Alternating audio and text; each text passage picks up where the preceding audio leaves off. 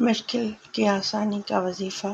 مشہور محدث حضرت طاؤس کا بیان ہے کہ میں نے ایک شب حجرہ سواد کے قریب جا کر دیکھا کہ امام زین العابدین رضی اللہ تعالیٰ عنہ بارگاہ خالق میں سجدے زیر ہیں اور یوں دعا مانگ رہے ہیں: اعوذ باللہ من الشیطان الرجیم، بسم اللہ الرحمن الرحیم، اللہم عبدک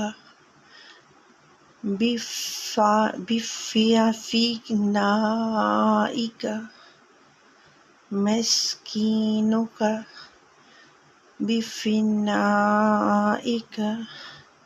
فقیرک بفنائک سائلک بفنائک۔